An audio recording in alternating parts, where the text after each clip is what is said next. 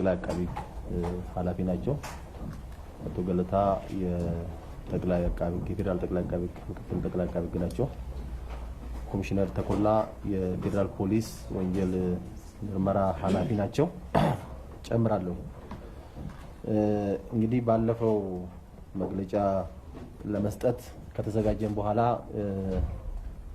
በአስቸኳይ ስራ ምክንያት መግለጫውን መስጠት አልቻልንም። ለዛሬ ስለተራዘመ ለዛ ለተፈጠረው ማንኛውም ነገር ይቅርታ እንጠይቃለን። እንግዲህ ሰኔ 15 የተፈጸመው ወንጀል በአማራ ክልል በባህር ዳር ከተማ በክልሉ ከፍተኛ ኃላፊዎችና እንዲሁም በአዲስ አበባ ከተማ በመከላከያ ኢታማዦር ሹምን ጨምሮ ሌላ ከፍተኛ መኮንን ላይ ጥቃት ተፈጽሞ ህይወታቸው ሊያልፍ ችሏል። በተጨማሪም በባህር ዳር ከተማ ጥቃቱን ለመከላከል በመከሩ የጸጥታ አካላት ላይም የሞትና የአካል ጉዳት ደርሷል።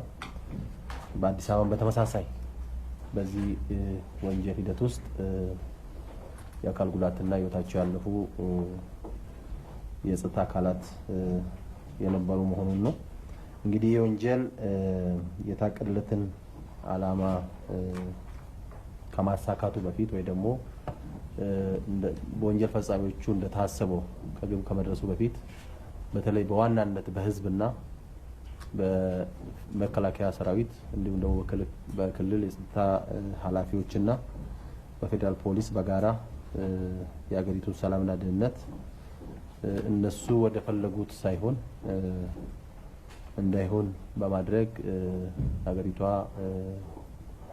ላይ ያሰቡት አደጋ ሳይደርስ የቀረበት ሁኔታ አለ።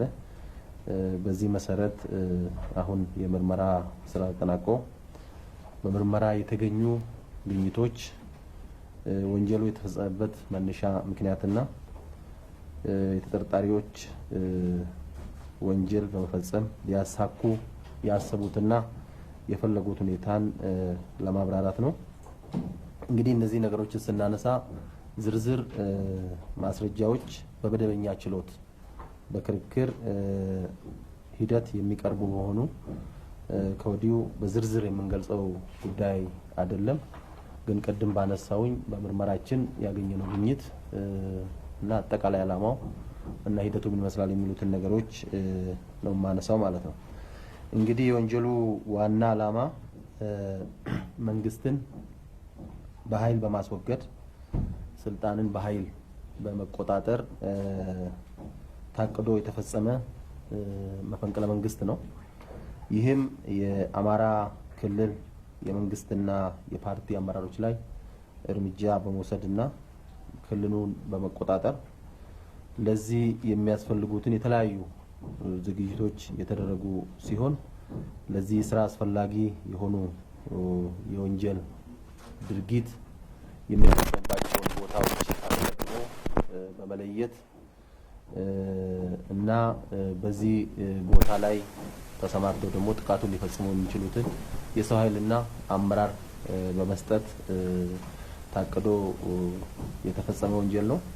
ይህንንም አንድ በአንድ ለማንሳት በባህር ዳር ከተማ በርዕሰ መስተዳድር ቢሮ ላይ በክልሉ ፖሊስ ኮሚሽን እንደ ስጋት የሚታዩትን የፖሊስ አመራሮች መኖሪያ ቤትና ሌሎች ላይ ጥቃት ለመፈጸም የተፈጸመበት ነው። እንዲሁም ደግሞ የአዴፓ ጽህፈት ቤትን እንዲሁም ደግሞ የክልሉን የእንግዳ ማረፊያና በአዲስ አበባ ደግሞ የመከላከያ የበላይ አመራሮች ላይ ወንጀሉ እንዲፈጸም በመጀመሪያው ታቅዶና ተልዕኮ ተሰጥቶ የተፈጸመ ወንጀል መሆኑ ነው። እነዚህን ጉዳዮች አንድ በአንድ ለማንሳት የክልሉን ርዕሰ መስተዳድር በተለይ በወንጀሉ ዋና አቀናባሪነትና መሪነት ብርጋዴር ጀነራል አሳምነው ጽጌ እንዲሁም ከሳቸው ጋር የነበሩት ሻምበል መማር ጌትነት፣ ሻምበል ሻለቃ አዱኛ ወርቁና ሌሎች ለዚሁ ተግባር የተመለመሉ እና በተለያዩ አካላት የተወሰዱና ለዚህ ተግባር ተልዕኮ ተሰጧቸው በዚህ ሂደት ውስጥ እንዲሳተፉ የተዘጋጁትን በማሳተፍ ነው ወንጀሉ የተፈጸመው። ስፔሲፊካሊ የክልል ርዕሰ መስተዳድርን በተመለከተ የክልሉ እንደዚህ ቅድም ያነሳቸው አካላት ልዩ ኃይልን በመኪና ወደዚህኛው አካባቢ በመውሰድ በጀነራሉ መሪነት በርዕሰ መስተዳድሩ ቢሮ 3ኛ ፎቅ ላይ በመሄድ ዶክተር አምባቸው ቢሮ አካባቢ ካለው የመሰብሰቢያ አዳራሽ ሲደርሱ ከዶክተር አምባቸው አጃቢ ጀነራሉ ወደ ርዕሰ መስተዳድሩ ወደሚገኝበት መሰብሰቢያ አዳራሽ ለመግባት ሲሞክሩ አጃቢን ይዘህ አትገባም በሚል በአጃቢ ጋር በነበረው ጭቅጭቅ አጃቢው ላይ መሳሪያ በማስፈታትና በኋላም ተኩሶ ጭንቅላቱን በመምታት ወደ አዳራሹ የገቡበትና ሌላውም አብሮት ያለው የአቶ ዘዝ አጃቢንም እነዚህ የልዩ ኃይልና ከጀነራሉ ጋር የነበሩት ግብረ አበሮች መሳሪያውን በማስፈታት አስረው ወደ ታች በመውሰድ በብርጋዴር ጀነራል አሳምነው ጽጌ አስተባባሪነት ወደ አዳራሹ ተገብቶ እነዚህ አመራሮች ላይ እርምጃ በመውሰድ ዶክተር አምባቸው መኮንን በጥይት በመደብደብ በተለያዩ ሰውነት ክፍላቸው ላይ ተመቶ ደረጃ ላይ በመጣል ሕይወታቸው እንዲያልፍ ተደርጓል። እንደዚሁም አቶ እዘዝ ዋሴንም በእነዚህ ኃይል ጥቃት ተፈጽሞባቸው ሕይወታቸው እንዲያልፍ ተደርጓል። እንዲሁም አቶ ምግባሩ ከበደ በእነዚህ አካል ጥቃት ከተፈጸመበትና እርምጃ ከተወሰደበት በኋላ በሕክምና እርዳታ እያገኘ ባለበት እሳቸውም ሕይወታቸው ሊያልፍ ችለዋል ማለት ነው። እንግዲህ እነዚህን ጉዳዮች ከተሰበሰቡት የሰነድ የቴክኒክና የሰው ማስረጃ ማረጋገጥ የተቻለበት ሁኔታ ነው ያለው። የወንጀል ድርጊት ቦታን በተመለከተ የክልሉ ፖሊስ ኮሚሽንና የፖሊስ አመራር መምሪያ ቦታን በተመለከተ እንዲሁም በአቶ የማነ ታደሰ እና ሌሎች ሰዎች 50 አለቃ አበበ መልኬና ስለሺ ከበደ እና 50 አለቃ ጌታቸው አሰፋ ጌታቸው በተባሉት አመራሮች እና 17 የልዩ ኃይል አባላትን በመያዝ ጥቃት በመፈጸም በዚህም በሰው እና በንብረት ላይ ጉዳት አድርሰዋል። እንዲሁም የፖሊስ ከፍተኛ አመራር መኖሪያ ቤትም ላይም በመሄድ ጥቃት በመፈጸምና በሰውና በንብረት ላይ ጉዳት እንዲደርስ የተደረገበት ሁኔታ ነው ያለው። ሶስተኛው የአዴፓ ጽህፈት ቤትም 50 አለቃ አየነው ታደሰ የሚባል አመራር እና 17 የልዩ ኃይል ፖሊስ አባላትን በመያዝ በጽህፈት ቤቱ ላይ ጥቃት መፈጸም በዚህም በሰውና በንብረት ላይ ጉዳት እንዲደርስ የተደረገበት ሁኔታ ነው ያለው። አራተኛው የክልሉ እንግዳ ማረፊያ ነው። ይሄ በሻምበል ሁለታው አባተ መኮንን በተባለው እና 25 የልዩ ኃይል አባላቶችን በመያዝ እየመራና እያስተባበረ በመሄድ በሰውና በንብረት ላይ ጉዳት እንዲደርስ ተደርጓል።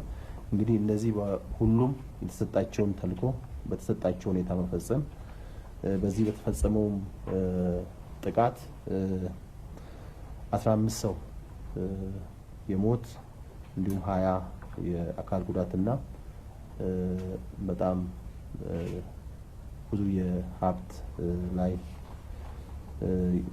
የማውደም ንብረት ላይ የማውደም ጉዳት የደረሰበት መሆኑን ነው ማለት ነው። እንግዲህ ከድርጊቱ ጋር ግንኙነት አላቸው በሚል የተለያዩ የጦር መሳሪያዎች፣ ሰነዶች፣ ፍላሽ ዲስኮች፣ ኮምፒውተሮች፣ ተንቀሳቃሽ ስልኮችና የሰው ምስክሮችን ለምርመራው ተጠቅመንበታል። በዚሁ መሰረት ወደ 114 ክላሽንኮቭ፣ 3 ብሬን እና 4 ማካሮቭ ሽጉጥ በፎረንሲክ ምርመራ ተልኮ 11 ክላሽ እና 1 ብሬን እና 1 ማካሮቭ ሽጉጥ በወንጀል ስፍራው ከተተኮሰው ጥይት ጋር ተመሳሳይ መሆኑን በምርመራ ተረጋግጧል። ከተጠርጣሪዎች መኖሪያ ቤትና ቢሮ የተለያዩ ዶክመንቶች እና የሰነድ ማስረጃዎች እንዲሁም ደግሞ የተለያዩ የኮምፒውተርና ፍላሽ ዲስኮችና ተንቀሳቃሽ ስልኮችና 5 መኪኖችም ላይ ብርበራ በማድረግ በዚህ ሂደት የተለያዩ የውጭ ሀገር ገንዘብና የሀገር ውስጥ ገንዘቦች ከተጠርጣሪዎች እጅ በመያዝ በኤግዚቢትነት ተይዞ በክልሉ ፖሊስ እጅ የሚገኝበት ሁኔታ ነው ያለው። ልዩ ኃይል አባሎች የታጠቁትን የጦር መሳሪያ አይነት የመለየት ስራም የተሰራበት ሁኔታ ነው ያለው። የተወሰኑ ተጠርጣሪዎችም የእርስ በርስ የስልክ ግንኙነታቸውን በዚህ ምርመራ በመውሰድ በቴክኒክ ማስረጃነት ለመጠቀም የተሞከረበት ሁኔታ አለ። ተጠርጣሪዎቹ እንደየወንጀል አይነታቸው ተሳትፏቸው ለመለየት የተቻለበት ሁኔታ ነው ያለው። እንግዲህ ሰኔ 15 ርዕሰ መስተዳድር በጥበቃ ስራ ላይ የነበሩ 4 አባሎችና የክልሉን ከፍተኛ አመራሮች በጊዜው የቅርብ አጃቢ የነበሩ 8 አባሎችንም በቁጥጥር ስር በማዋል የምርመራ ስራ የተሰራበት ሁኔታ ነው ያለው።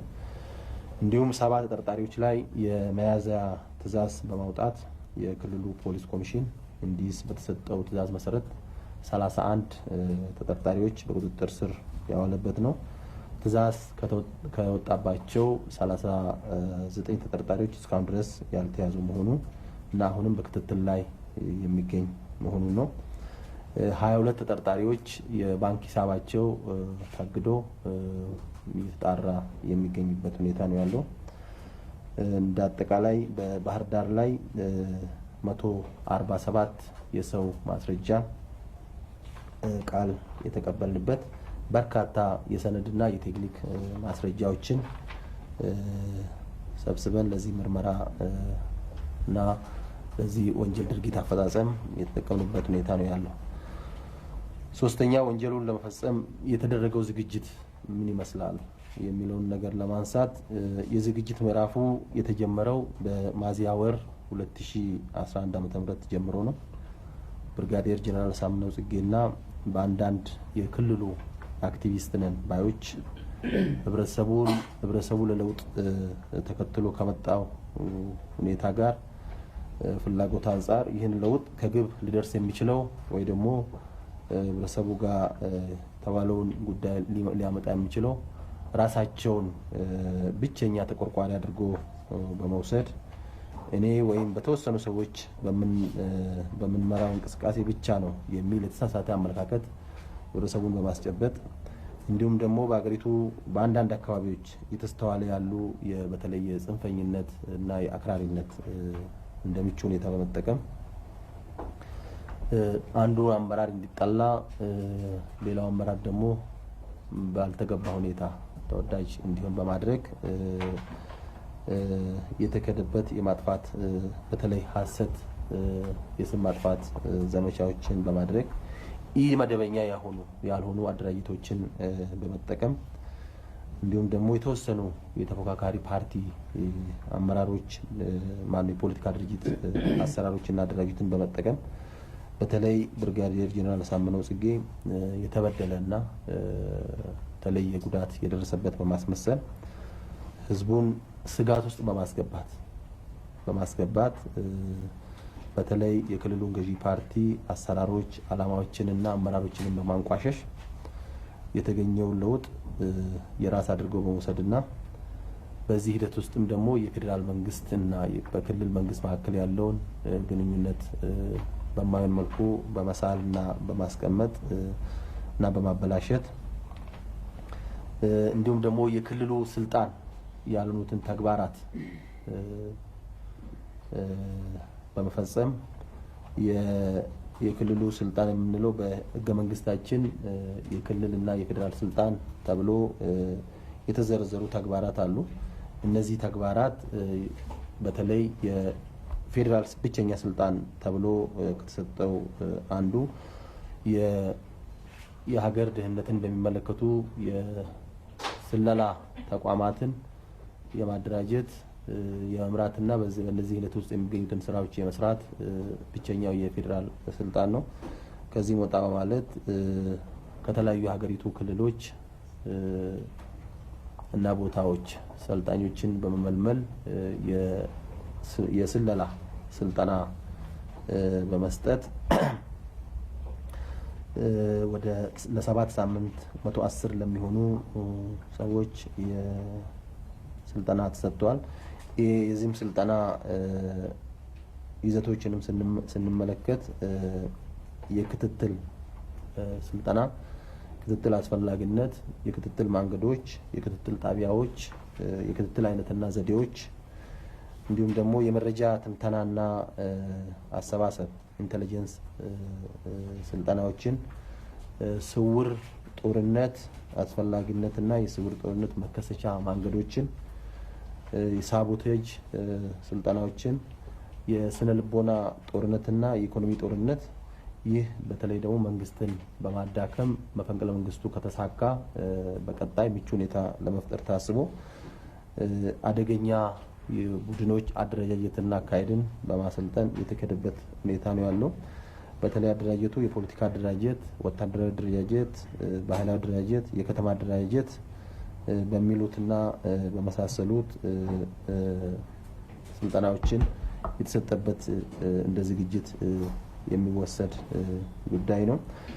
ይህም ስልጠና ሲሰጥ በተለያዩ የሀገሪቱ ቦታዎች ሰዎችን በመመልመል ስልጠናውን ከወሰዱም በኋላ ደግሞ በማሰማራት በአዲስ አበባ፣ በአሶሳ፣ ከሐዋሳ እና ከሌሎች ከአፋር እንዲሁም ደግሞ ከአማራ ክልል በተለያዩ ቦታዎች መልምሎ በማሰልጠንና ለዚህኛው ዋናው ተልዕኮ ቀድሞ የመዘጋጀት ስራዎችን በዚህ ሂደት ውስጥ የታየበት ሁኔታ ነው ያለው። ሌላው በተጨማሪ ከተለያዩ ተቋማት በተለያዩ ዲሲፕሊን ምክንያት የተባረሩ ወይ ደግሞ በራሳቸው የለቀቁ የመከላከያ ሰራዊት አባላትን በተለይ በቤተ መንግስት በመገኘት ከዚህ በፊት በነበረው መፈንቅለ መንግስት ተሳትፎ በወንጀል ያልተከሰሱትን ግን በዲሲፕሊን የተባረሩትን ሳይቀር ወስዶ የልዩ ኃይል አባል በማድረግና ተጨማሪ ስልጠና በመስጠት በማድረግ አንዳንዶቹም ደግሞ ስልጠናም ሳይሰጥ በማድረግ ለዚህ ወንጀል ድርጊት ጥቅም ላይ እንዲውል የተደረገበት ሁኔታ ነው ያለው።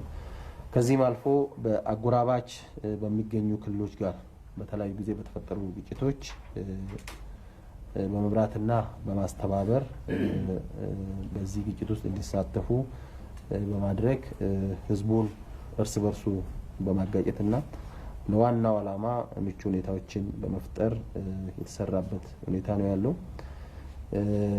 ለዚህም በተለያዩ የክልሉ ቦታዎች በተለይ መፈንቅለ መንግስቱ ከተሳካ በኋላ በክልሉ ወረዳዎችና ዞኖች ይሄን ነገር ተቃውሞ ሊነሳ ይችላልባቸው በሚባሉ ቦታዎች ላይ የታጠቁ ቡድንን በማሰማራትና በማስቀመጥ ተጨማሪ እርምጃ ሊወሰድባቸው የሚችሉ የዞን እና የወረዳ አመራሮችን በመለየት ፕላን የነበረ መሆኑን የሚያሳይ መሆኑን ነው በምርመራችን ያረጋገጥ ነው ማለት ነው። እንግዲህ ከዚሁ ጋር ታይዞ አዲስ አበባ የተፈጸመውንም ወንጀል በተመለከተ በዋናነት በብርጋዴር ጄኔራል አሳምነው ጽጌ መሪነት በመከላከያ ሰራዊት አመራሮች ሲመቱ ሰራዊቱ በብሔር ተከፋፍሎ ሊበተንና ሊዳከም የሚችል በመሆኑ በዚህም የከፋ ግጭት ውስጥ መግባት የሚቻል በመሆኑ እና እንደሚዳከም በማቀድ ይህን ምቹ ሁኔታን በመጠቀም የክልሉን መንግስት ስልጣን በመቆጣጠር ከዚያም መከላከያው ከተበተነ የሀገሪቱን እና ህገ መንግስታዊ ስርዓቱን ሊያስጠብቅ የሚችል ኃይል ሊኖር ስለማይችል የፌዴራል መንግስትን መቆጣጠር ቀላል ነው የሚል ቀቢጸ ተስፋ በመያዝ የተፈጸመ ሂደት ነው። የዚህም አዲስ አበባ የተፈጸመውን ጉዳይ ስናነሳ አንድ የመከላከያ 10 አለቃ በመልመል ብርጋዴር ጄኔራል ራሳቸው ወደ ጎንደር ከጠሩ በኋላ ገንዘብ እንደሚሰጠው ስልጣንም ከተቆጣጠሩ በኋላ ተጨማሪ ስልጣን እንደሚሰጣቸው ቃል በመግባትና የተወሰነ ገንዘብን በመስጠት ተጨማሪ ተልእኮዎችና ስራዎችን ሰጥቶ እንደመለሰ ከተመለሰ በኋላ እሱም ሌላ አባል በመመልመል ተጨማሪ ተልኮ የተሰጠ መሆኑ ነው። ይህም ተልኮ ከመከላከያ የተመለመሉት አባላት የተሰጣቸው ዋናው ተልኮ የመከላከያ ኢታማጆር ወይ ደግሞ የመከላከያ ከፍተኛ አመራሮች ላይ እርምጃ እንዲወሰድ በቅድሚያ ጄኔራል ሰዓረ መኮንን ላይ እርምጃ መውሰድ እሳቸው ላይ እርምጃ በመውሰድ የሚቆም ሳይሆን ሁለተኛ ጄኔራል ብርሃኑ ጁላ ላይም እርምጃ ለመውሰድ የተሰጣቸው ተልኮ ነው። በዚህ መሰረት ጄኔራል ብርሃኑ ጁላን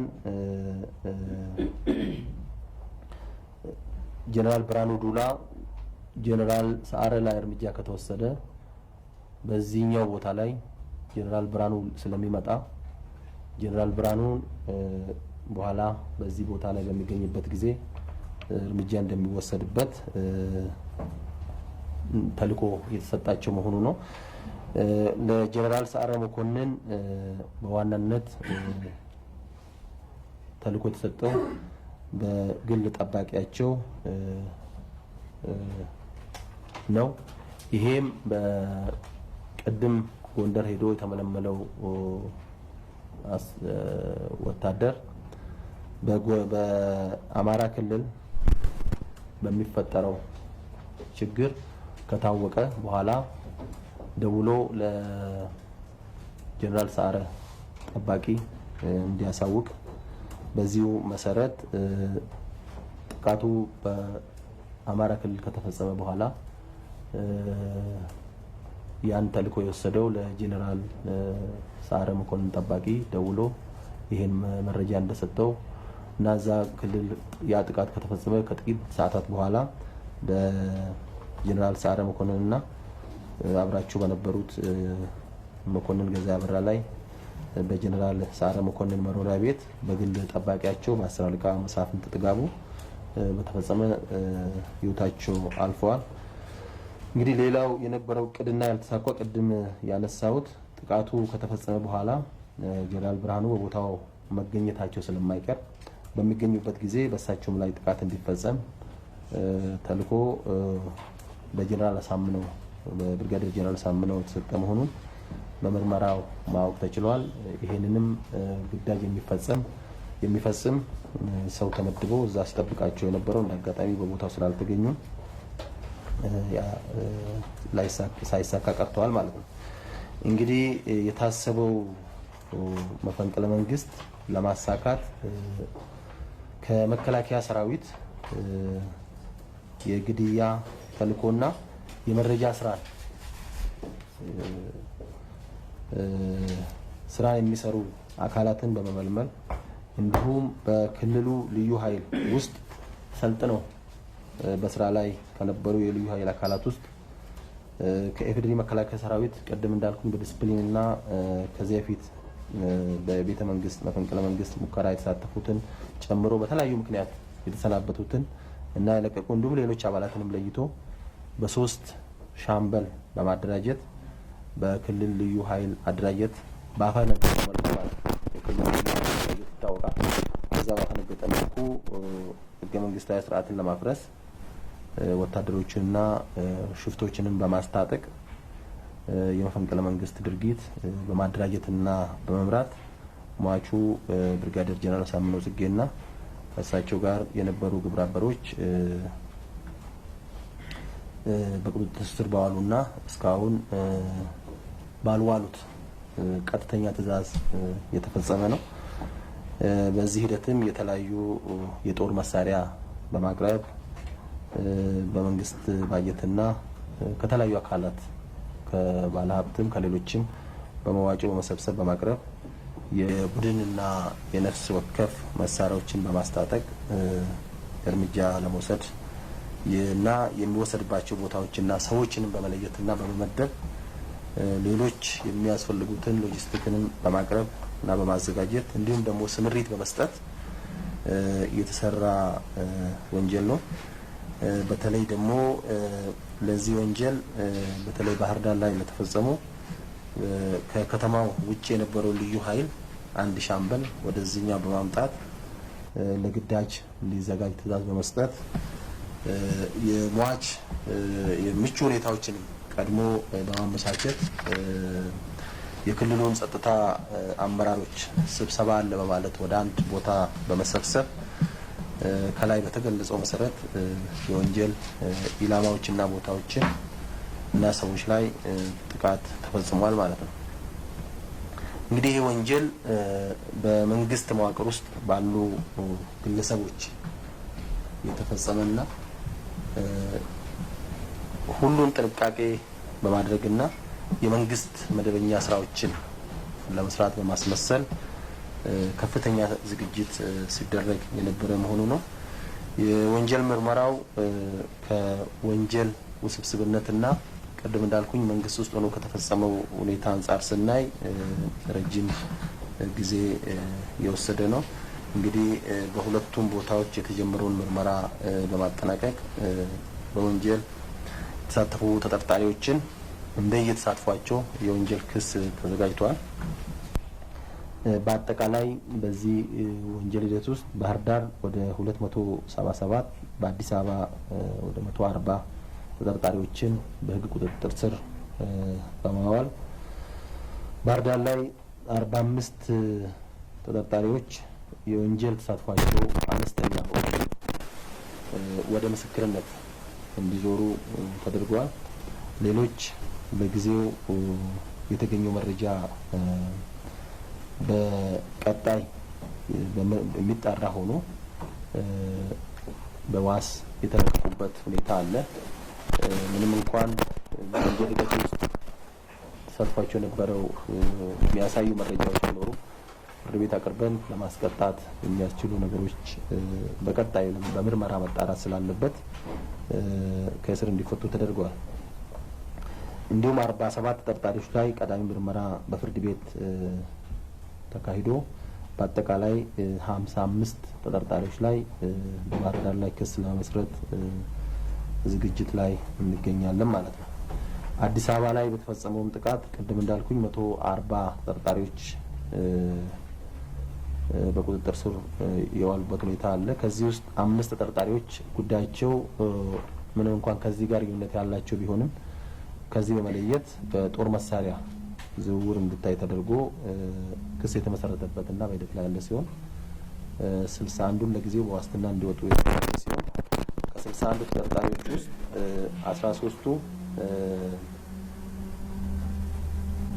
13ቱ በተጠረጠሩት የወንጀል ጉዳይ በአቃቤ ሕግ የማስረጃ ምዘና ሂደት በቀዳሚ ምርመራ ተደርጎ ያለቀ ስለሆነ ይሄም ለክስ ዝግጁ የሆነበት ሁኔታ ነው ያለው። በአጠቃላይ በአዲስ አበባ ላይ በ13 በባህር ዳር ላይ በ55 ተከሳሾች ላይ ሕገ መንግስታዊ ስርዓቱንና በመንግስት ላይ ወንጀል መፈጸማቸው በሰነድና በቴክኒክ ማስረጃ የተረጋገጠ ስለሆነ ክስ ለመመስረት ዝግጅት ላይ የምንገኝ ይሆናል ማለት ነው። ባህር ዳር ላይ 15 ተከሳሾች ላይ ኃላፊነታቸውን ባለመውጣት መዝገብ ለብቻው ተለይቶ ገና ምርመራው ያላለቀበት ሁኔታ ነው ያለው። እንግዲህ በዚህ ሂደት ውስጥ የሟቾቹ አጃቢዎች በተለይ ኃላፊነትን ባለመውጣት እየከሰሰ ምርመራ ላይ ያለው የሟቾቹ አጃቢዎች፣ የርዕሰ መስተዳድር ግቢ ጠባቂዎች፣ ሌሎች የክልሉ ከፍተኛ የጸጥታ አመራሮች በዚህ ሂደት ውስጥ የሚገኙ ናቸው ማለት ነው። በአጠቃላይ በወንጀል ምርመራው የፌዴራል ፖሊስ መርማሪ፣ የፌዴራል ጠቅላይ አቃቤ ሕጎች፣ የአማራ ክልል የፖሊስ መርማሪዎች፣ የክልሉ የጠቅላይ አቃቤ ሕግ፣ የብሔራዊ መረጃና ደህንነት ባለሙያዎች፣ የኢንፎርሜሽንና ደህንነት ኤጀንሲ ባለሙያዎች፣ የመከላከያ ሰራዊት ባለሙያዎች እንዲሁም ደግሞ የአዲስ አበባ ፖሊስ መርማሪዎች ተሳትፎ አድርገዋል። ቅድም እንዳልኩኝ ወንጀሉ ምርመራው ረጅም ጊዜ የወሰደበት ዋናው ምክንያት አንደኛው በመንግስት ውስጥ በመሆኑ የተፈጸመ በተለይ ደግሞ በጸጥታ ስራ ላይ ባሉ አካላት የተፈጸመ ብዙውን ጊዜ እነዚህ አካላት በመንግስት ኃላፊነት ቦታቸው ላይም ሲመጡ ካላቸው አጠቃላይ ስነ ምግባርና ሙያቸው ታይቶ የሚደረግ በመሆኑና በተለይ ደግሞ በዚህ ወንጀል ውስጥ ሲሳተፉ አብዛኛዎቹ መንግስት በቅርቡ በምህረትና በይቅርታ የፈታቸው በመሆኑ አንዳንዶቹም ደግሞ ከዚህ በፊት በእንደዚህ አይነት ሁኔታ ውስጥም ተሳትፎ ያለፉ በመሆኑ ወንጀል የተፈጸመባቸውን ጉዳዮች ወይ ደግሞ መሳሪያዎች እና ማስረጃ ሊሆኑ የሚችሉትን ወንጀል ከፈጸሙ በኋላ የማጥፋት፣ የመሰወር፣ የመደበቅ አዝማሚያዎች የነበሩ በመሆኑ ምርመራውን ውስብስብና ረጅም ጊዜ እንዲወስድ ያደረገበት ሁኔታ ነው ያለው። በተሻለ መጠን በቀጣይ ፋርዘር ከምርመራም በላይ የሚፈተሹ ጥናት ሊደረግባቸው የሚገቡ ጉዳዮች እንዳሉ ሆኖ ቅድም ከላይ ባብራራሁት መሰረት ለጊዜው አሁን በማስረጃ በሰውም በቴክኒክም እና በሰነድ ማስረጃዎች በዚህ ሂደት ውስጥ የተሳተፉ ጉዳዮች ለክስ ዝግጁ ያደረግንበት ሁኔታ ነው ያለው። እንግዲህ በቀጣይ አሁን አጠቃላይ በሀገራችን ውስጥ በሚታዩ የጸጥታም የሰላምና በሌሎች ጉዳዮች ላይ ለመንግስት ለህዝብም ይሁን ለሚዲያ ተቋማት ስኬጁል አድርገን በሳምንታት መረጃዎችን አጠናቅረን የምንሰጥ መሆኑ ነው። ይሄኛው ረጅም ጊዜ ወስዷል። መጀመሪያ አካባቢ ለማብራራት የተሞከሩ ለመግለጽ የተሞከሩ ጉዳዮች አሉ። ግን ምርመራውን የሚያበላሹ ነገሮች ሲያጋጥሙ አንድ ላይ ጨርሰን መስጠቱ የተሻለ ይሆናል በሚል ሊቆይና ሊቀር ችሏል ማለት ነው። እንግዲህ እንደ አጠቃላይ ለማንሳት የተፈለገው ጉዳይ ይሄ ነው። በማብራሪያው ቅድም እንዳነሳሁት ዲቴል የሆኑ ጉዳዮች በፍርድ ቤት በግልጽ ችሎት ስለሚታይ እዛ ሄዶ መከታተልና ለህብረተሰቡም ለማንኛውም አካል ማቅረብ ይቻላል። ግን ቅድም ባብራራውበት ጉዳዮች ውስጥ የማይታቀፉ ያልታቀፉ ወይ ደግሞ ግልጽ ያልሆኑ ጉዳዮች ካሉ ለሶስት አራት ሰው እድል እሰጣለሁ ማለት ነው። እሺ አንድ ከየለበስከው ሁለት እሺ ሶስት እሺ ባክ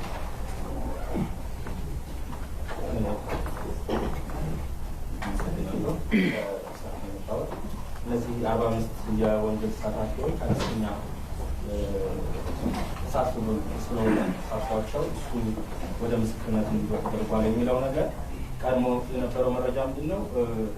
እንደዚህ ብላችሁ ከመሰከራችሁልን እኛ እንለቃችኋለን በሚል ያን እንደውለታ ቆጥረውት ነው እንጂ ያ ቦታ እዛ ቦታ ያልነበሩ ናቸው ያልነበረም በሚል ለቤተሰቦቻቸው የተናገሩ እንደሆነ ነው መረጃ እየደረሰን ያለው እና ይህን እንዳሉ ነው።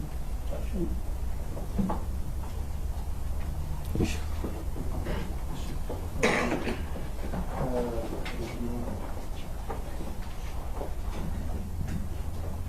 ዋናነት አሁን ካለው መረጃ ላይ አካባቢ ሰዎች እነሱ ገለልተኛነት በዋና የመረጃ ምንጭ የተጠቀማችሁባቸው ገለጻችሁ እነሱ እንዴት ነው የሚለው አብሮ ማብራሪያ ሲሰጥ እንግዲህ ባለፈው ከፍተኛ ነገሮች ሲነሳ የነበረው ጠቅላይ አቃቢ ተመሳሳይ ችግሮች እየተፈጠሩበት እንደሆነ ይታወቃል። አሁን ነገሮችን ለማሻሻል ማለት አካላት ገለልተኛ ለማድረግ ሲነሳ አንዱ ጠቅላይ አቃቢ እንደሆነ ይታወቃል እና ጠቅላይ አቃቢ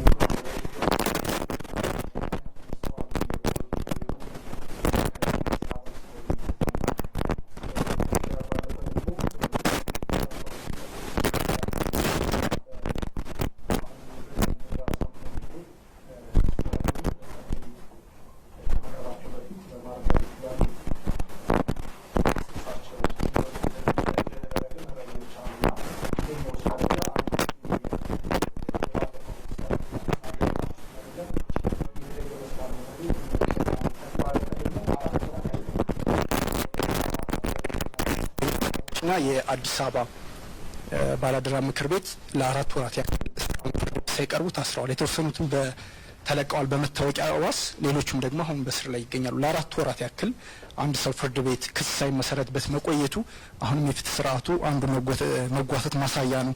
እዚህ ውስጥ ላይ ምን ይላሉ ነው? ከዚህ የሰኔ 15ቱ የአማራ መሪዎች በተገናኘ ዋና ስራና ክስ እየተመሰረተ የሚገኘው በአማራ ክልል ፍርድ ቤት እንደሆነ ይታወቃልና አሁን ደግሞ ከዚህ ጋር ያለው ልዩነትና ግንኙነትን በደንብ እንዲያብራሩ ትፈልጋለሁ። አልገባኝም። የአማራ ክልል አሁን እዛው ፍርድ ቤት ላይ ተይዞ ያለ ኬዝ አለ፣ የአመራሮቹ በከፍተኛው ማለት ነው አመራሮቹ። አሁን እዚህ ደግሞ አዲስ አበባም ተይዘው የሚገኙት ደግሞ በአማራ ክልል በተደረገው ክስ ነው። አማራ ክልል ላይ በሞቱት አመራሮች ነውና እዚህ እየተከሰሱ የሚገኙት ማለት ነው። የሁለቱ ግንኙነት ምንድን ነው? ልዩነቱንም እዛ ያብራሩ ለማለት ነው። ሌላው በአዲስ አበባ ብቻ አሁንም ቲሸርት ብቻ ለብሳቸዋል በሚል እየታሰሩ ያሉ ወጣቶች ይገኛሉ። በሌላ በኩል ደግሞ በእርግጥ አሁን በርካታ ሰዎች በቁጥጥር ስር እንደዋላችሁ ነግራችሁናል፣ ጠቅላይ ሚኒስትሩም አብራርተዋል። ከዛ ባለፈ ግን አሁንም አዲስ አበባ የተለያዩ ነገሮችን ይዘው ሲንቀሳቀሱ፣ ስለታማ ነገሮችን ይዘው ሲንቀሳቀሱ የምናያቸው አካላት አሉ። እነሱ ላይ አፋጣኝ እርምጃም አይወሰድም እና ቲሸርት ለበሳችሁ ብሎ ማሰሩስ አሁን ሌላው ችግር አይሆንም ወይ የሚለውን ቢያብራሩልኝ ነው። አመሰግናለሁ። አመሰግናለሁ። ዳዊት በጋሻው ከኢትዮጵያ ቴሌቪዥን። የመጀመሪያው ጥያቄ እንደዚህ አይነት መግለጫዎች በሚሰጡበት ጊዜ ከዚህ በፊት የነበረ ኤክስፔሪየንስ አለ። የቀድሞው የአባይ ግድብ ላይ የሚገነባው የታላቁ የኢትዮጵያ ህዳሴ ግድብ የግድቡ ፕሮጀክት መሀንዲስ ወይም ዋና ስራ አስኪያጅ በሞቱ ጊዜ በተሰጠው መግለጫ በኋላ የተለያዩ አስተያየቶች ይነሳሉ እና አሁንም ቀደም ባለው ጊዜ እንዲህ አይነት አስተያየቶች ይሰጣሉ። መግለጫ ተሰጥቶ የተአማኒነት ጉዳይና የገለልተኝነት ጉዳይ ህዝቡ ውስጥ ከፍተኛ ጥያቄ እያጫረ ነው የሚገኘው እና ከዚህ አንጻር ምን ያክል ገለልተኛ ነው ይህ መረጃ ህብረተሰቡ ውስጥ ሲገባ የዜጎችን አብሮ የመኖር እሴት እንዳይሸረሽርና ተቋማችሁንም ያለመታመንና የመታመን አዝማሚያ ውስጥ የመግባት አለን አንዳንድ ጊዜና ከዚህ አንጻር ገለልተኛነቱ ምን ያክል ነው ህዝብ እንዲያምነው ውስጥ ለማድረግ ምን ተደርጓል ነው። ሁለተኛው ከዚህ ጋር በተያያዘ የአማራ ብሔራዊ ንቅናቄና የአዲስ አበባ ባልደራስ ምክር ቤት ሁለቱም እንግዲህ አባሎቻችንና አመራሮቻችን ከዚህ ግድያ ጋር በተያያዘ እስር ቤት ገብተውብናል የሚል ቅሬታም ነበራቸው። እንደታሰሩም ያው ተገልጿል ማለት ነው። ስለዚህ ጉዳዩ ከዚህ ጋር ግንኙነት ስላለው ነው ወይስ ለምንድን ነው የነዚህ አባላት እስር የተከናወነው የሚል ነው። አመሰግናለሁ። መለስካቸው ከቪኦኤ። ይህን ጥያቄ ከዚህ በፊት ይሄ ችግር እንደተፈጠረ የአዲስ አበባውን ግድያና የባህር ዳሩን ግድያ የተገናኘ አይደለም የሚል ብዙ ጥርጣሬ ሲነዛ ነበር። አሁን ጠቅላይ አቃቤ ሕግ ይሄ ግንኙነት አለ ጥርጥር ጠንካራ ግንኙነት አለ ብሎ ያምናል።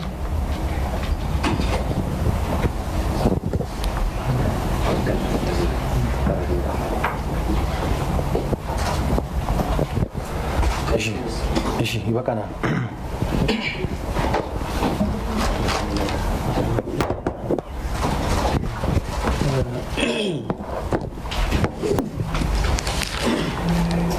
አመሰግናለሁ። በድጋሚ እንደምንዋላችሁ እንደዚህ ሰብሰብ ካሉ የሚዲያ ባለሙያዎች ጋራ የመጀመሪያ መድረኬ ነው። ወደፊት በጋራ የሚሰሩ ስራዎች ካሉ የመስራት ስሜ ገረመው ገብረ ጻድቅ ይባላል። የአማራ ክልል ጠቅላይ አቃቤ ሕግ ነው። መጀመሪያ በእንደዚህ አይነት ሚዲያ ላይ መጀመሪያ ጊዜ ቢሆንም ወደፊት አብረን ለመስራት እድሉን የፈጠረልኝ ይመስለኛል። ይህን ካልኩ የሚመለከተኝን ብቻ አብዛኞቹ ወደ አዲስ አበባ አካባቢ ያሉ ስለሆነ የተጠየቁ ጥያቄዎች ከምስክሮች ቃል አቀባበል ጋር ተያይዞ የተነሳ ሁላችሁም የምታስታውሱት በተለይ ባህር ዳር ላይ የነበረውን የማስረጃ እንትን ታማኝነቱን ለማረጋገጥ ሲባል የባህር ዳርና አካባቢ ከፍተኛ ፍርድ ቤት በጣም በርካታ የሆኑ ምስክሮችን ቃል ቀዳሚ ምርመራ ሲያደርግ ጋዜጠኞች ጭምር በግልጽ ችሎት እየተመለከቱ ነበር። ይህን ሁላችሁም የምታስታውሱት ነው። ስለዚህ በተቻለ መጠን በፍርድ ቤት በግልጽ ችሎት በቀዳሚ ምርመራው እንዲካሄድ የማድረግ ስራዎች ተሰርተዋል። ሁለተኛ የተጠርጣሪዎችን መብት ጭምር በማስከበር የተቋሙን ገለልተኝነት እንዳይፈታተን የማድረግ ሰፊ ስራን ይሰራል። ለምሳሌ ሁላችሁ የምታስታውሱት ጀነራል ተፈራ ማሞን ጉዳይ በተመለከተ እጅግ በጣም በርካታ ህዝብ ነበር በየችሎቱ እየተከታተለ የነበረው። እስከ መጨረሻው ማስረጃ ድረስ ተከሳሾቹን ጭምር የሚጠቅም ማስረጃ ነው የመጣው። ስለዚህ የግድ የአቃቢ ህግ ዋስትናውን በፍርድ ቤቱ የዋስትና መብት ይፍቀድ እንጂ ዋስትና ቢለቀቁ ተቃውሞ እንደሌላቸው በግልጽ በችሎት ላይ እየተከራከረው አቃቢ ህግ ተቋሙ ነው። ስለዚህ የአቃቢ ህግ ተቋም ዋናው የቆሙበት ዓላማ ህግና ስርዓትን የማስከበር ብቻ ነው። ስለዚህ በዚህ ረገድ ላይ ገለልተኝነቱን ለመስራት በእርግጥ ጥሎ ያለፉት አሻራ አለ። ባለፉት የተወሰኑ ጥቂት ዓመታት ይሄ ሁላችሁ ሚዲያ አባላት የምታወስ ነው። እሱን የማረም ስራዎች መስራት ያስፈልጋል እንደተባለው። ስለዚህ አሁን ቢሆን እነኚህን ገለልተኝነት ጥርጣሬ ውስጥ የሚከት ማናቸው ተግባራት እንዳይፈጸሙ የማድረግ ስራዎች ይሰራሉ። ሁለተኛ እንደኛ ክልል ኮንቴክስት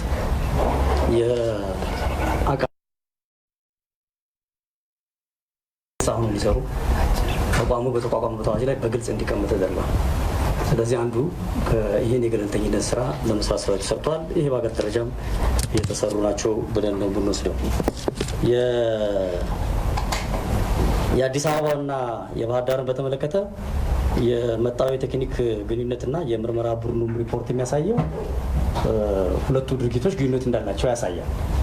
ምን ያህል ጠንካራ ነው፣ ምን ያህል ጠንካራ አይደለም የሚለው በፍርድ ቤት በሚደረግ ግት ፈተን የሚሆነው። አሁን ባለው ሁኔታ ክስ ለመመስረት የሚያስችል ምክንያት እንዳለ ያሳያል። ግንኙነት እንዳለ በዚህ ደረጃ ማለት ነው። በዚህ ደረጃ ይሄን ያሳያል። ከዛ በኋላ ክርክር ራሱ የሚደረግበት ነው የሚሆነው። አቃቢ ክስ መሰረተ ማለት አልቲሜትሊ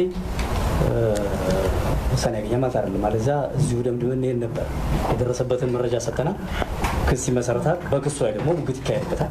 መጨረሻው ላይ ፍርድ ቤቶች የሚሰጡት የመጨረሻው ቨርዲክት ነው ይህንን ሊያረጋግጥ የሚችለውና በዚያ ደረጃ ሊወሰድ የሚል ነገር ነው ያለን። እነኚህ ናቸው በእኔ በኩል አስተያየት መስጠት የፈለጉት።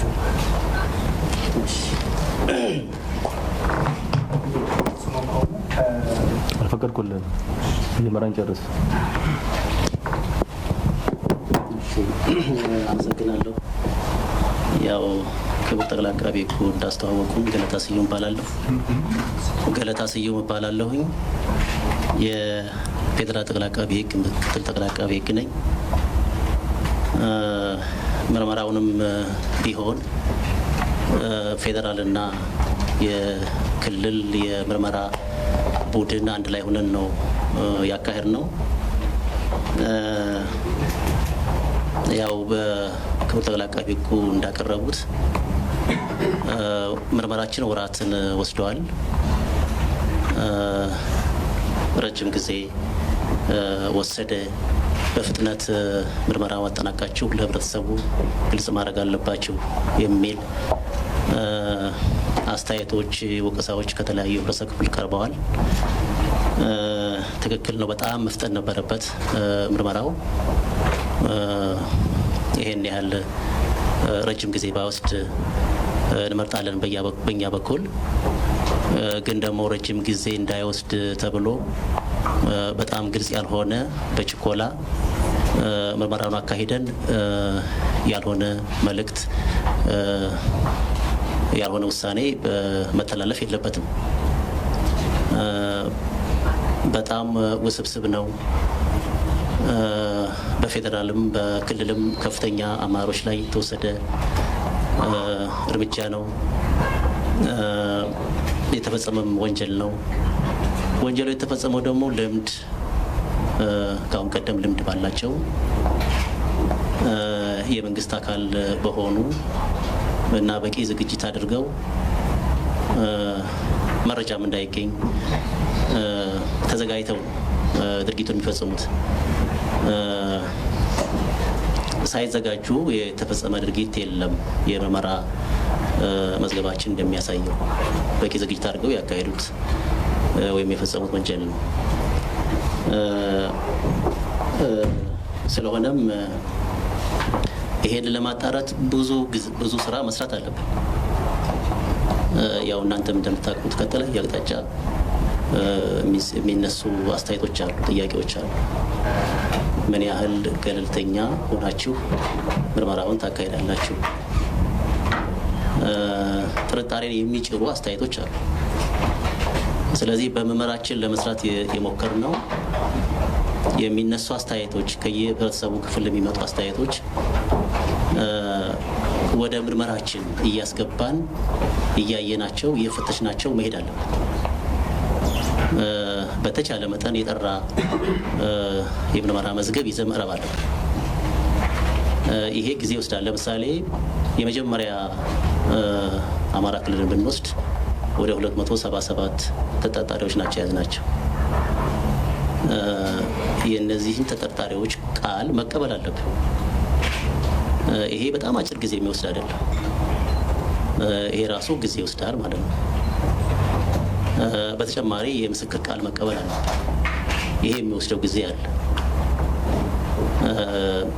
የሰው ምስክር ማለት ነው። ከዚህ ውጭ ያሉ ማስረጃ የምናሰባሰብባቸው ለምሳሌ የትጥቅ ማስረጃዎች አሉ፣ የሰነድ ማስረጃዎች አሉ። እነዚህ የሚወስዱ ጊዜ አሉ። ቀላል ሆነው አናገኛቸውም። በአጭር ጊዜ የምናገኛቸው አይደሉም። ስለዚህ የጠራ የሰው የቴክኒክ እና የሰነድ ማስረጃዎች ይዘን ምርመራው ማካሄድ አለብን። ይሄ በቂ ነው ብለን ስናምን ክሳችንን አዘጋጅተን ለፍርድ ቤት ማቅረብ አለብን። ቀላል ነገር አይደለም። እንደ ቀላል በችኮላ የምንሰራው አይደለም። ስለዚህ ይሄ ነገር ግምት መግባት አለበት ብዬ ነው የማስበው። ከዚህ ባጠረ መንገድ ብንሰራው ጥሩ ነበረ። በጣም ርብርብ አድርገናል። የጠቅላይ አቃቢ ሕግ ባለሙያዎች፣ አመራሮች ተሳትፈንበታል። የፌዴራል የወንጀል ምርመራ ቢሮ ባለሙያም ኃላፊዎችም ተሳትፈንበታል። የአማራ ክልልም በተመሳሳይ ፖሊስም ጠቅላይ አቃቢ ሕግም ብዙ የሰው ኃይል ያሰማራ ነው። በተቻለ መጠን ለማፍጠርም ጥረት አድርገናል። ግን ደግሞ ይሄን ያህል ጊዜ ወስደዋል እና የምናቀርባቸውን የምንገልጻቸውን ምክንያቶችም ልትረዱልን ይገባል። የጉዳዩንም ከፍተኛነት ማየት ያለብን ይመስለኛል። ቀላል ነገር አይደለም። በዛ መልክ ቢታይ ከዚህ ባጠረ ቢሆን ኑሮ በጣም ጥሩ ይሆን ነበረ። ጥያቄው ትክክል ሊሆን ይችላል። ሌላው የተጠርጣሪዎችን በሚመለከት አሁን እንግዲህ በፖለቲካ አመለካከቱ እና ተግባሩ በምርመራ ሂደታችን እና የፖለቲካ ፓርቲዎች ብለን አይደለም። የትኛውም የፖለቲካ ፓርቲ አባል ሆኖ የሚንቀሳቀስ ግለሰብ ሊጠረጠር ይችላል እና በጥርጣሬ የያዝናቸው ብዙ ናቸው። እንደሰማችሁት 277 ነው። ግን አማራ ክልል የደረስነው አሁን ወደ 55 ነው። እዚህ ከ100 በላይ አሁን እንደተገለጸው ተጠርጣሪ ብለን ይዘናል። አሁን ወደ 13 ደርሰናል እና ድርጊቱ በጣም አስከፊ ነው። ለሀገርም ለህብረተሰብም አደገኛ ነበረ። በዚህን ጊዜ የሚጠረጠሩ ሰዎች እና ወደ ህግ የሚቀርቡ ሰዎች ሊኖሩ ይችላሉ። ስለዚህ ይህን ማጥራት አለብን። ካጠራም በኋላ ይወስንባቸዋል በዋስ እንዲወጡ ተጨማሪ የምርመራ ስራ የምንሰራባቸው እና በቂ ማስረጃዎች ሲሟሉ ክሳቸው የሚቀጥል በዋስ የሚወጡ አሉ። ወዲያውኑ ደግሞ የለቀቅናቸው አሉ። መለስተኛ ሆነው ግድያው ላይ ሳይሳተፉ ግን ደግሞ በጉዳዩ ላይ በአንድም በሌላ መልክ ያሉ የተሳተፉ ወደ ምስክር ያዞርናቸው አሉ። ስለዚህ እያጠራን መውጣት ያለባቸውን መለቀቅ ያለባቸውን እንዲለቀቁ ተደርጓል። ከዛ ውጭ ግን ከወንጀል ድርጊቱ ስፋት እና ከባድነት አንጻር የምንይዛቸው ሰዎች ቁጥራቸው ብዙ ነበር በወቅቱ። እያጠራን ግን ያው መፍትሄ ሰጥተናል ብዬ ነው የማስበው። ገለልተኝነትን በሚመለከት አሁን የምርመራ ሂደታችን ገለልተኛ ነን ብዬ ነው የማስበው። አሁን ያቀረብነው የምርመራ መዝገቡ ለእናንተ ስናቀርብ ወንጀሉን የፈጸሙ ሰዎች እና የግድያ ተግባር የተፈጸመባቸው ሰዎች የመንግስት አካላት ናቸው የነበሩት። ብዙዎቹ አብዛኛዎቹ የመንግስት አካላት ናቸው። እና የመንግስትም አመራሮች ናቸው። እኔ በበኩሌ የምርመራ ቡድንን በየጊዜው ለማግኘት እና መረጃ ለመውሰድ ጥረት አድርገናል። ከመጀመሪያውም ገለልተኛ ሆነን ምርመራውን ማካሄድ አለ። እዚህ በፌዴራልም ተነጋግረንበት ወደ ክልሉ ወደ አማራ ክልል ሂደን ከሚመለከታቸው አካላት ጋር ተወያይተን ምርመራችን ረት ያለ ለህብረተሰቡ ትክክለኛ መረጃ የሚሰጥ መሆን አለ። ይሄ ለማንም ብለን ሊሆን አይችልም። ሁሉንም እናውቃቸዋለን። ጉዳት አለ። ይሄ በህግ መፍትሄ ማግኘት አለበት። ያጠፋ ሰው በህግ መጠየቅ አለበት። ግድያ ላይ ያልተሳተፈ ሰው፣ ወንጀል ያልተሳተፈ ሰው እንዲጠየቅ ፍላጎት የሚኖረው ሰው የለም። ምንም ልናገኝ አንችልም። እውነተኛን ነገር ምርመራው የሚያሳየውን ነገር ይዘን ነው ለህዝብ ማቅረብ ያለብን ብዬ ነው ማስበው። እኔ በዛ መልክ የሰራ ነው። የምናገኘው ውጤት የለም። ምርመራችን በተቻለ መጠን አስተማሪ የሚሆን መሆን አለበት። ወደ ፍርድ ቤት ቀርቦ ፍርድ ቤት ውሳኔ የሚሰጥ ቢሆንም ግን ከውሳኔ በኋላ ለሀገራችንም ለህዝብም ትምህርት የሚሰጥ መሆን አለበት። በዚህ መልክ ነው ምርመራው ለማካሄድ የፈለግነው። የክልል ፖሊስ አባላት፣ የምርመራ ፖሊስ አባላት፣ አቃቢ ህጎች፣ የፌዴራልም ፖሊስ አባላትን መርማሪ ቡድን አባላትና አቃቢ ህጎች የተሳተፉበት ነው። ምርመራው ገለልተኛ ሆኖ የተካሄደ ነው። ከዚህ በኋላ የሚሆነው ምንድን ነው? ፍርድ ቤትም ደግሞ ቀርቦ እያየው መሄዱ አይቀርም። በእኛ ክስ ላይ ብቻ አይደለም የሚመሰረተው። ተከራካሪ ወገኖች፣ ተጠርጣሪ ወገኖችም የራሳቸውን የመከራከር መብት አላቸው። ስለዚህ እየጠራ እየታየ ሊሄድ ይችላል። ከዛ ውጭ ግን የገለልተኝነት ችግር አለ ብለን ብዬ አላምንም። በእኛ በኩል ይሄ ግልጽ ቢሆን ጥሩ ነው። ሌላው የጠቅላይ አቃቢ ህግን ገለልተኝነት በሚመለከት ከአሁን ቀደምም የተገለጸ ይመስለኛል እዚሁ መግለጫ ላይ የፌዴራል ጠቅላይ አቃቢ ህግ ከሰራቸው አንዱ ጥሩ ስራ ብዬ የማስበው እኔም እዚህ ስራ ከጀመርኩ ጀምሬ ያየሁት የማንኛውም የአቃቢ ህግ በጠቅላይ አቃቢ ህግ ስር ያሉ ባለሙያዎች አቃቢ ህጎች ከማንኛውም የፖለቲካ አባልነት ነፃ እንዲሆኑ ይሄ በደንብ ደንብ ተዘጋጅቶለት የተመለሰ ነው። ስለዚህ ገለልተኛ ሆነን የምርመራና የክስ ስራን መምራት አለብን። ስለዚህ በንግግር ብቻ ሳይሆን በደንብም የተመለሰ ነው። ይሄ ማለት የተለያየ አስተሳሰብ፣ የተግባር ችግር ያለባቸው ባለሙያዎች ሊኖሩ ይችላሉ።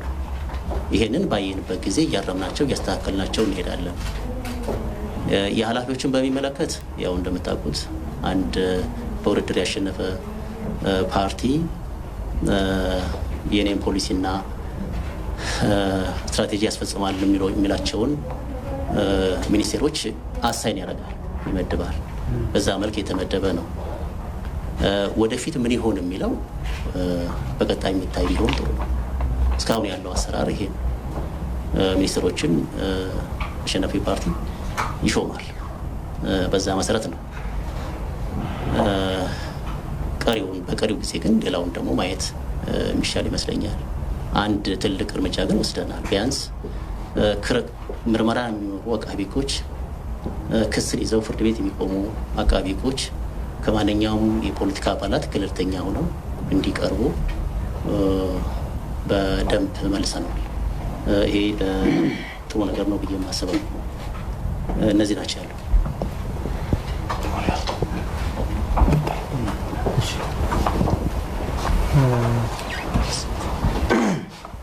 አመሰግናለሁ። ኮሚሽነር ተኮላ የፌዴራል ፖሊስ ብዙዎቹን ስለተገለጹ አልደግመም።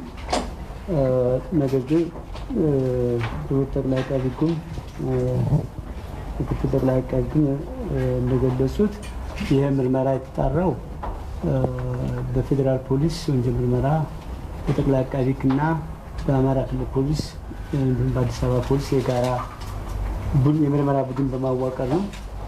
ከ60 በላይ የምርመራ አባላት ያሉት የተለያየ ቡድን አባላት የተሳተፉበት ነው። ከዚህ አንጻር ቁጥሩ እና የተለያየ ተቋማት ያካተተ መሆኑ ብቻ ሳይሆን የምርመራ ቡድኑ የተለያየ ብሔር ተዋጽኦ ያላቸው የተለያየ ክልል የተመለመለ የመርማሪ ቡድንና አቃቤ ሕጎች እንደሆኑ ልትገነዘቡት ይገባል። ይሄ መሆኑ አጠቃላይ የምርመራውን ስራ ሂደት በጋራ እየተዋዩ የተመራ በግልጽ በጋራ እቅድ እየተመራ እንደሆነ ሊሰመርበት ይገባል። ከዚህ አኳያ ምርመራችን በተቻለ መጠን ነፃ ገለልተኛና ፕሮፌሽናል ሆነን ለማጣራት ሌት ከቀን ጥረት ተደርጓል። ስናጣራም በሀገራችን ላይ በወቅቱ የተፈጸመው ድርጊት አሳዛኝና ከባድ ውስብስብ አሳፋሪም አሳዛኝም ድርጊት ስለነበረ ህገ መንግስታዊ ስርዓቱን በኃይል መናድ ስለነበረ ከዚህ ጋር ተያይዞ በተለያዩ ጥቆማዎች፣ በተለያዩ ሰነዶች፣ በተለያዩ ቴክኒክ ማስረጃዎች በሚደርሱ መረጃዎች ተነስተን በጥቆማዎች በተለያዩ ነገሮችም ቀድመን ተጠርጣሪዎችን የማቆየት ስራ ተሰርቷል። ነገር ግን ተጠርጣሪዎቹ ከቆዩ በኋላ በየጊዜው በምንሰበስባቸው ማስረጃዎች የቴክኒክም ሆነ የታክቲክ ማስረጃዎች ንጹሐንን እየለየን የሚለቀቁበትን ማለት ፍጹም ተጠርጣሪዎቹ ነፃ ናቸው ማለት ሳይሆን ለጊዜው ለማቆየት የሚያስችል ነገር ስለሌለ በዋስ የሚወጡትን በዋስ እንዲለቀቁ ተደርጓል። ይሄ ማለትም ያለቀለት ነው ማለት አይደለም። ምርመራችን እስከ መጨረሻ ድረስ ይቀጥላል። ለጊዜው ግን በሰበሰብናቸው ማስረጃዎች ቅድም ከጓዶች የተገለጸውን ተጠርጣሪዎች ላይ ክስ የመመስረት ስራ ዝግጅት ላይ ደርሰናል። የሆነ ሆኖ በእነኚህ ተጠርጣሪዎች ሲቆዩ በግልጽ መታወቅ ያለበት ፍርድ ቤት ያልቀረበ ተጠርጣሪ የለንም። ፍርድ ቤት ሳይቀርቡ የሚለው ትክክል አይደለም። በ48 ሰዓት ውስጥ ፍርድ ቤት ይቀርባሉ። እያንዳንዱ ሰነድ ፍርድ ቤት የጠየቅንበት ፍርድ ቤቱ በእስር እንዲቆዩ የፈቀደበትም ሰነዶቹ በእጃችን ላይ ስለሚገኙ ይህን ግልጽ ነው። ሁለተኛ ይህን ብቻ ሳይሆን ተጠርጣሪዎች የሚቆዩበት ቦታ ላይ የአዲስ አበባ ፖሊስ ኮሚሽን እስር ቤት ላይ ነው። በዛ እስር ቤት ላይ አንደኛ የወንጀል ምርመራ ቢሮ በሳምንት ሰኞ ጠዋት ጉብኝት ያደርጋል። ጠቅላይ አቃቢ ጉብኝት ያደርጋል። ይህም ብቻ አይደለም። የሰብአዊ መብት ኮሚሽንና ዓለም አቀፍ ቀይ መስቀል ማህበር በአካል ሄደው እንዲጎበኙ ተደርጓል። ስለዚህ ብዙ ሰዎችን ተጠርጣሪዎችን የማሰቃየት የነፃነታቸውን የመጋፋት ሁኔታ የተከሰተ በእኛ በኩል የደረሰን አቤቱታም የለም። ከዚያ ውጭ ግን እንደ ፖሊስ እንደ አቃቤ ሕግ ማስረጃው የሚመራው ወይም የቴክኒክ ማስረጃውም ሆነ የምናገኛቸው ሰው ማስረጃዎች በሚመራን ተጠርጣሪዎች እንለያለን እንጂ አስቀድመን ከዚህ ጎራ ከዚህ ክፍል ከዚህ ብለን በዚህ መንገድ የታሰረ ሰው እስከማውቀው ድረስ የለኝም የሚል ነው። ከዚህ ውጭ የጥቃቅኖቹ አንዳንዶቹ ነገሮች ብዙዎቹ የተመለሱ ስለሆነ ጊዜያቸውን ከማባክን እዚህ ላይ ጨርሳለሁ። አመሰግናለሁ። ለሴቶች ድል ለሁለት ሰው እዚህ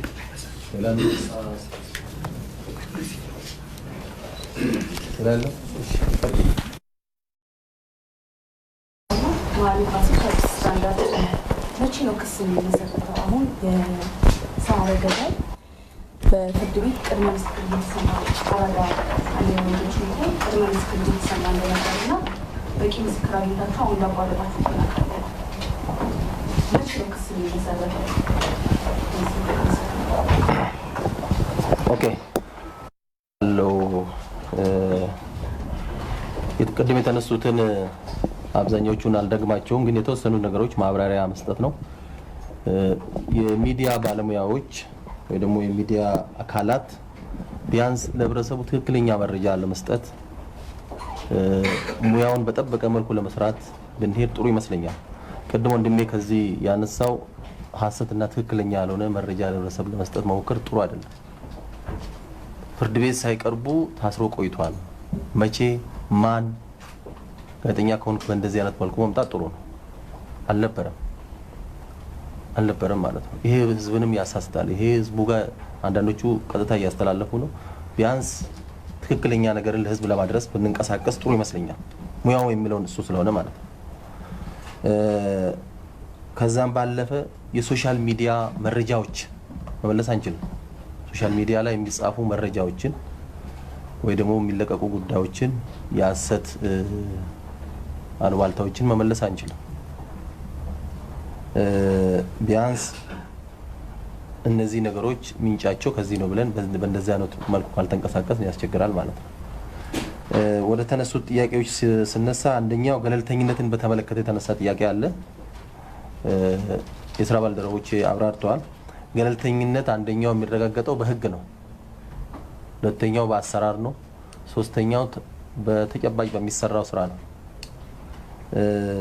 ስለዚህ በዚህ አግባብ የምርመራውም ይሁን የተቋማት ገለልተኝነት ህጎቻቸው ማቋቋሚያቸው ምን ይመስላል የሚለውን ነገር እሱን መፈተሽና ማየቱ ጥሩ ነው።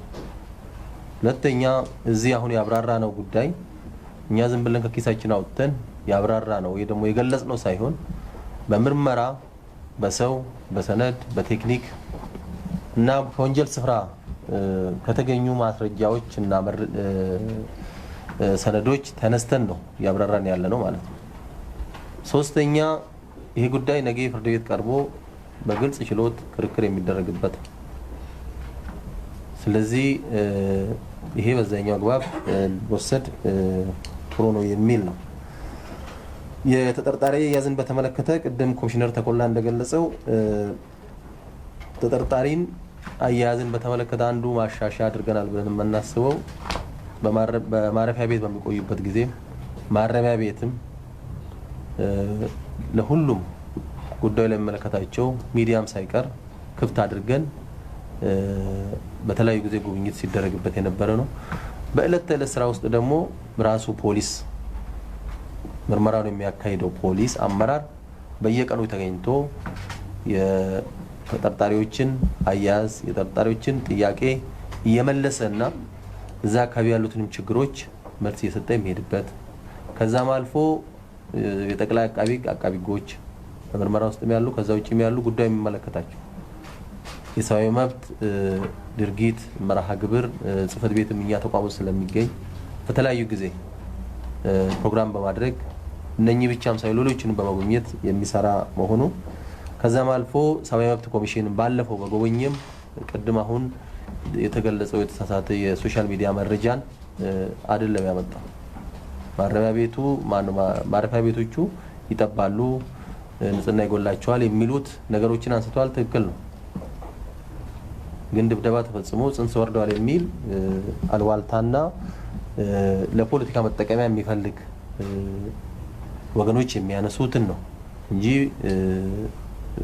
ትክክለኛ ምንጭ ያለመሆኑን መታወቅ ያለበት ሁኔታ ነውና ይሄ በዛ አይነት ቢወሰድ ጥሩ ነውና በዚህ አይነት ሁኔታ የተደረገ የመብት ጥሰት በመንግስት ታውቆ የተደረገ የመብት ጥሰት ያለመኖሩ መታወቅ አለበት የሚል ነው። ቅድም እንዳልኩኝ ፍርድ ቤት ሳይቀርብ ታስሮ የቆየ ሰው የለም። በፍርድ ቤት ትዕዛዝ ነው የሚያዘው። ከተያዘም በኋላ ህጉ በሚያስቀምጠው መሰረት ፍርድ ቤት በማቅረብ የጊዜ ቀጠሮ በመጠየቅ በዛ በጊዜ ቀጠሮ ብቻና ብቻ ነው የቆየው። ስለዚህ 4 ወርም ሲቆይ ለምንድን ነው የሚለውን ነገር ቅድም አንስተናል። አንደኛ የወንጀል ውስብስብ ነው። ሁለተኛ ወንጀሉ የተፈጸመው በራሱ በመንግስት ውስጥ ባሉ አካላት ነው። አብዛኛው የወንጀሉ መሪና አቀናባሪ የነበሩት። ስለዚህ በአጭር ጊዜ ውስጥ ምርመራው ሊያልቅ የሚችልበት ሁኔታ አልነበረ። ይሄን ጉዳይ ደግሞ በማጣደፍ ስንሄድ ፍትሁንም እንዳናዛባ በተቻለ መጠን በዚህ ሂደት ውስጥ እንዲያልፉ የተደረገበት ሁኔታ ነው ያለውና ከፍርድ ቤት ትዕዛዝ ውጪ የተያዘ ሰው ያለመኖሩን ማንሳት ማወቅ ተገቢ ነው። ከዛ ባለፈ በፖለቲካ ድርጅት ኦር በሌላ አመለካከት ምናምን የታሰረ ሰው የለም። ሰው በሰራ ወንጀል ውስጥ ጋዜጠኛ ሊኖር ይችላል፣ ፖለቲካ አመራር ሊሆን ይችላል፣ መንግስት ሰራተኛ ሊኖር ይችላል፣ ወታደር ሊኖር ይችላል፣ ፖሊስ ሊኖር ይችላል። በዚህ ሂደት ውስጥ ነው ያለፈው ማለት ነው። ስለዚህ ዋናው መታየት ያለበት የተጠረጠረበት ወንጀል ምንድነው የሚለውን ነገር ካልሆነ በስተቀር አንዳንዶቹ ከታሰሩ በኋላ የሆነ ፖለቲካ አባል ነኝ የሚል ነገር ሊመጣ ይችላል። ያንን ነገር እኛ ከግምት ውስጥ አናስገባም። ጥቆማዎች ሲመጡ መረጃዎች ሲገኙ ተይዞ ለምርመራ ውስጥ ያለፉ ግን ደግሞ ያንን በህጉን ሂደት ተከትለን ደግሞ በዋስና በሌሎች የተከደበት ሁኔታ መኖሩን ታሳቢ መደረግ አለበት የሚል ነው። እንግዲህ ያው ፖለቲካውን ወዲና ወዲህ የሚያደርጉ የፖለቲካ ጥያቄዎች የሚመስሉ ጉዳዮች ተነስተዋል። እሱም ብዙ ማብራራት ከዚህ ጉዳይ ጋር የሚያያዝ አይመስለኝም። በተለይ ዋናው መታየት ያለበት ሰው በወንጀል ድርጊት ውስጥ ተጠርጥሮ ነው የሚያዘው የሚታሰረው። ሂደቱንም በዛው ተከትሎ ወደ ፍርድ ቤት ቀርቦ በዛ ሂደት የቅጣት ውሳኔ የሚያገኝና የሚታረም መሆኑ ታሳቢ መደረግ አለበት። የክሱ ቦታዎችን በተመለከተ ቅድም እንዳነሳውኝ ዋናው የሁለቱ ወንጀሎች ግንኙነት በተመለከተ ቅድም አብራርተናል። ከዚህም የተነሳው ግንኙነቱ እውነት ነው፣ ትክክል ነው፣ ትክክል አይደለም የሚለው ነገር አይደለም። ምንድነው የነበረው ድርጊት የሚለውን ነገር ነው ያብራራ ነው በምርመራ ያገኘ ነው ማለት ነው። ከዚህ ማን ጠርቶ ለማን ተልኮ እንደሰጠ ከዛ በኋላ ያ ተልኮ ወስዶ የመጣ ሰው ምን እንደፈጸመ አብራርተናል። ትክክል ነው ትክክል አይደለም የሚል ምንድነው የሚቀር ምን እንድናብራራ ነው የተፈለገ የሚለው ነገር አልገባኝም። ስለዚህ ያንን ተልኮ ነው ያብራራ ነው። ስለዚህ ክሱም የሚመሰረተው በህጉ ላይ ባለው አንደኛ ወንጀሉ በተፈጸመበት ቦታ አዲስ አበባ ላይ የተፈጸመ ወንጀል አለ፣ ባህር ዳር ላይ የተፈጸመ ወንጀል አለ። ሁለት ወንጀሎች ደግሞ አባታቸው መነሻቸውም አንድ ነው፣ ግን ደግሞ ድርጊቶቹ የተለያዩ ናቸው። ስለዚህ እሱን መሰረት በማድረግ ስልጣን ባለው ፍርድ ቤት እና ወንጀሉ በተፈጸመበት ቦታ መሰረት ተደርጎ ክስ የተመሰረተ መሆኑን ማንሳት ነው። መግለጫው ታማኝነትን በተመለከተ ቀደም አንስቻለሁ። እነዚህን ጉዳይ ስናነሳ በምርመራ ሂደቱ የተገኘው የሰው ማስረጃ ለዚህ ወንጀል ቅድም ያብራራ ነው። ከምን ነው ምንጫችን የሚለው የሰው ማስረጃ አንስቻለሁ። ቴክኒክ ማስረጃ፣ የሰነድ ማስረጃ በብርበራና በሚጠቀማቸው በግል መገልገያዎቻቸው በተገኙ የወንጀሉን ጉዳይ ሊያስረዱልን የሚችሉ ጉዳዮችን መሰረት አድርገን ነው ያብራራ ነው ማለት ነው እንጂ ልቦለድ አይደለም እዚህ ያቀረብ ነው ማለት ነው። ስለዚህ ከዚህ ተነስተን ስናይ በቀጣይ ደግሞ እነዚህ በፍርድ ቤት እየቀረበ ክርክር የሚደረግበት ስለሆነ ተመዝኖ የሚወሰድ ነው ማለት ነው። ስለዚህ በዚህ አግባብ ቢታይ ጥሩ ነው የሚል ነው። ሌላው